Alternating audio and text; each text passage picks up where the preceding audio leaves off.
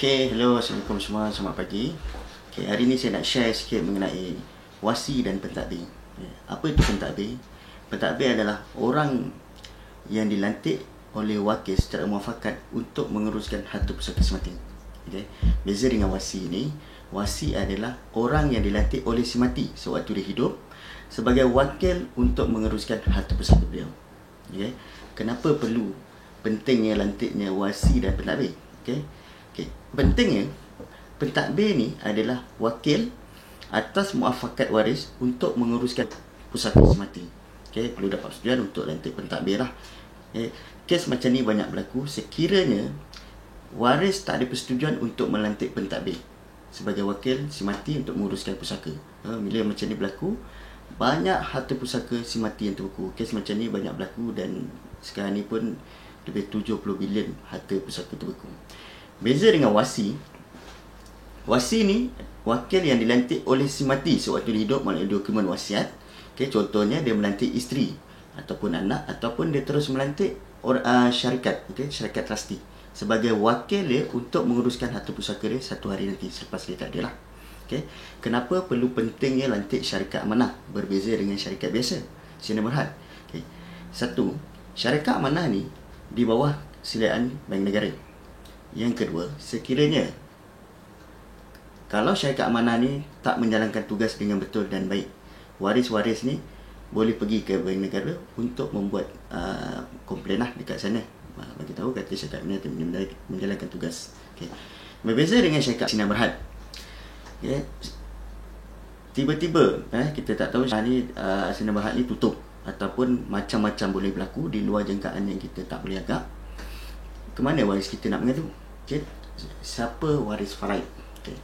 Saya ambil contoh yang pertama. Contohnya Syarizal meninggal dunia. Waris faraid yang pertama adalah isteri akan dapat 1/8, ibu dia 1/6, ayah akan dapat 1/6. Baki asobah tu akan dapat kepada adik anak dia, iaitu lelaki 2 bahagian, perempuan akan dapat 1 bahagian. Okay. Dalam situasi pertama ni, pembahagian pusaka ni, faraid ni akan berlaku dalam kelompok tu saja. Dan mereka-mereka ni lah yang boleh menjadi pentadbir. Sebab apa saya cakap berlaku dalam pembagian kelompok tu?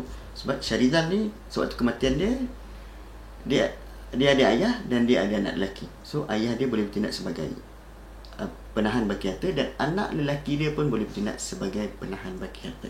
Okay. Dalam contoh senario yang kedua, bila kita tengok sama Syarizal meninggal, okay, dia meninggalkan 100,000.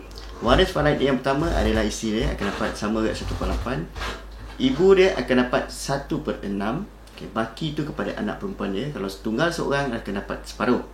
Lebih daripada seorang dia akan dapat 2/3 dibagi kuantiti sama rata anak perempuan tu. Baki asobah tu akan dapat kepada adik-beradik semati 2:1. Lelaki 2 bahagian, perempuan akan dapat 1 bahagian. Okay, kat sini lah kita tengok memang mereka ada hak. Okay. Dan dalam senario ni, kedua ni, okay, golongan-golongan ni lah yang boleh mentadbir dan perlu mendapat permuafakatan untuk siapa yang ada hak untuk mentadbir pusaka Syarizal ni. Sekiranya anda diberi pilihan,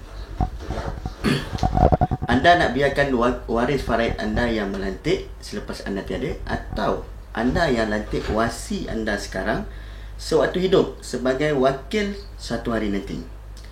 Pilihan pada anda, pilih yang terbaik.